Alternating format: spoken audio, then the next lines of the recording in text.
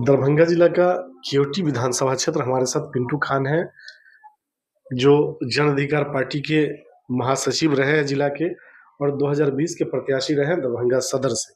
निश्चित तौर पे 2025 का जो लोकसभा चुनाव होना है उसमें सब पार्टी अपने अपने हिसाब से तैयारी कर रही है। इनसे भी जानेंगे। अभी वर्तमान में ये किसी पार्टी में नहीं है, लेकिन कहीं ना कहीं पप्पू यादव के प्रति इनकी आस्था है। इनका सोच है कि अगर बिहार में कोई नेता है ईमानदार तो इसमें कहीं कोई शक किंतु परंतु नहीं कि पप्पू यादव है, चाहे वो किसी भी का बुरा समय हो, पप्पू यादव जैसा नेता खड़ा रहता है। और यही कारण है कि पूर्णिया की जनता ने लोकसभा का चुनाव निर्दलीय जिताया। जिस मोदी लहर में बड़े बड़े नेता चुनाव हार जाते हैं, वहां पूरी कैबिनेट बिहार की बैठ जाती है, पूरा विपक्ष बैठ जाता है, बावजूद उसके पप्पू यादव चुनाव जीत जाते हैं। तो कहीं ना कहीं राजनीति में इनके गॉडफादर है, उनका सिद्धांत फॉलो करते हैं। और इनकी भी ये सोच है कि मैं भी अगर चुनाव लड़ूं तो इंडिपेंडेंट लड़ूं, अपने काम के दम पे लड़ूं, अपने नाम के दम पे लड़ूं और किसी के सिंबल पे नहीं लड़ूं। बहुत सारी चर्चाएं हैं, लेकिन सबसे पहले आप जानेंगे कि आप अपनी तैयारी केवटी से कर रहे हैं और इंडिपेंडेंट कर रहे हैं, उसका कारण क्या है? क्योंकि एक ऐसा जगह है जहाँ राजनीति कोई फायदा नहीं वहाँ मिला। वहाँ से बहुत सारे नेता जीत के गए, लेकिन वहाँ जमीन पर कोई काम नहीं दिख रहा है। क्योटी के अंदर में क्योटी में एक भोजपट्टी गांव है जो आप नाम सुने हुए, जहाँ आजादी से लेकर अभी तक वहाँ रोड नहीं बन पाया। सोच लिए कि वहाँ का सांसद विधायक क्या काम किए, कुछ काम नहीं किए। इसलिए आज भी वहाँ के लोग अपने गाँव में रोड पाने के लिए तड़प रहे हैं। डीएम से लेकर सीएम तक उसका मैं पत्राचार कर चुका हूँ, लेकिन वहाँ विकास, वहाँ तक कोई सुनवाई नहीं हुआ।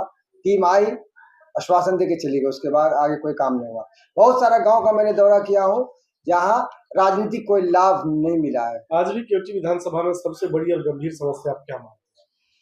सबसे गंभीर समस्या मानते हैं वहाँ सड़क का समस्या है। बहुत गांव में पुल की समस्या है और रोड की समस्या है। जैसे धर्मपुर गांव में मैंने गया था, जहाँ स्कूल जाने के लिए बच्चा को रास्ता नहीं। वहाँ भी गांव वाले समस्या सुनाए, अपना दुख बीती सुनाए, लेकिन मैं सुन करके आगे आवेदन किया हूँ सरकार को, डीएम साहब को। अब देखिए काम होता है या नहीं होता है, पता नहीं है। चाहे वो सड़क की समस्या हो, स्वास्थ्य की समस्या हो, शिक्षा की समस्या हो, क्या ये आप मानते हैं कि आज भी केवटी में जस की तस बनी हुई है? जी मानते हैं, आज भी जस की तस है। शिक्षा बहुत ऐसा गांव में स्कूल की मांग है।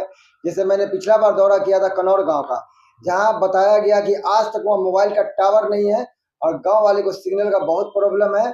और वह हाई स्कूल की मांग है गांव वाले की। हाई स्कूल नहीं है, जो बच्चा 10 किलोमीटर हाई स्कूल जाती है, लड़की लोग 10 किलोमीटर पैदल जाती है। जो आजकल जान रहे क्योटी के अंदर में बलात्कार जैसा मामला घटना घट रहा है, मर्डर जैसा घटना घट रहा है। पिछले दिनों 3 साल की बच्ची का दुष्कर्म हो गया केवटी में, क्योटी क्षेत्र में आता है जी।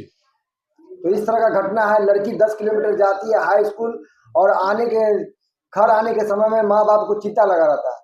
तो हम चाहते हैं कि हर क्योटी में, हर पंचायत में एक हाई स्कूल, बिल्कुल, जहाँ बच्चियों को दूसरे जगह जाने की जरूरत नहीं पड़े। ये आप मानते हैं? ये मानते हैं। केवटी के अभी जो वर्तमान में विधायक है बीजेपी के मुरारी मोहन झा, सत्तारूढ़ पार्टी के हैं, डबल इंजन की सरकार है बिहार में, बावजूद उसके विकास दिख रहा है क्या आपको? विकास नहीं दिख रहा है मुझे, जमीन पे कोई विकास नहीं। और मैं किसी को टारगेट नहीं करना चाहता हूँ, और जो सच्चाई है मैं वही बताऊंगा कि जो विकास से वंचित है केवटी विधानसभा, जिसको मैंने जनता के बीच गया हूँ और जनता को मैंने आश्वासन दिया हूँ कि मैं इंडिपेंडेंट आऊंगा, किसी के दबाव में नहीं। जिस तरह से हमारे गुरु पूर्णिया को चमकाने का काम कर रहे हैं, उस तरह से आप लोग आशीर्वाद और प्यार दीजिए, हम केवटी को चमकाने का काम करेंगे। यही कारण है कि आप बिना किसी प्लेटफॉर्म के, बिना किसी बैनर पार्टी के आप चुनाव लड़ना चाहते हैं जी, ताकि किसी तरह का कोई बंधन और बाउंडेशन ना हो। जी। अगर निर्दलीय रहेंगे तो ज्यादा से ज्यादा मेहनत करेंगे जी, ये आप मानते हैं। तो केवटी की जनता से आप क्या अपील करेंगे? केवटी की जनता से मैं आपके चैनल के माध्यम से यही अपील करूंगा कि आप अपना आशीर्वाद और प्यार मुझे दीजिए। जो आपका सपना, उस सपना पे मैं सपना को पूरा करूंगा और आपके विश्वास पे पूरा खरा उतरूंगा।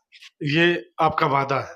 ये मेरा वादा है। हम लोगों की सहयोग और शुभकामनाएं आपके साथ है। जनता आपको मौका देती है और केवटी के आप विधायक बनते हैं तो चुनाव जीतने के बाद आपकी सबसे पहली प्राथमिकता क्या होगी? सबसे पहले मेरे काम होगा, मैं वहाँ के युवा से वादा किया हूँ कि आपको यूपीएससी, बीपीएससी, नीट की तैयारी, दरोगा की तैयारी, बैंक की तैयारी, ये आपके हर पंचायत में एक ब्रांच देंगे, जिसमें आपको फ्री ऑफ कॉस्ट आपको क्वालिफाई कराया जाएगा और कंपटीशन में बैठाया जाएगा। और कंपटीशन पास करने के बाद आपको 3 राउंड चांस दिया जाएगा कंपटीशन में। अगर 3 राउंड में एक भी राउंड भी आप निकाल लेते हैं तो आपका लाइफ सेटल हो जाएगा, आप एक अच्छा जिंदगी में अच्छा मुकाम हासिल कर सकते हैं जी। और जो भी युवा जैसे जो एजुकेशन नहीं है उसके पास में, अगर वो भी चाहता है कि लाइफ में मैं ज्यादा से ज्यादा पैसा कमाऊं, हर इंसान का सपना होता है कि अच्छा गाड़ी में घूमूं, अच्छा मकान में रहूं, अच्छा खाना खाऊं, अच्छा कपड़ा पहनूं। तो उस इंसान को जो क्वालिफाई नहीं किए हुए हैं, तो उसको मैं टिकट, वीजा, पासपोर्ट दूंगा। आप कोई भी कंट्री में जाकर के हिंदुस्तान से बाहर ज्यादा से ज्यादा पैसा कमा सकते हैं, अपने परिवार को तरक्की के रास्ता पर ले जा सकते हैं।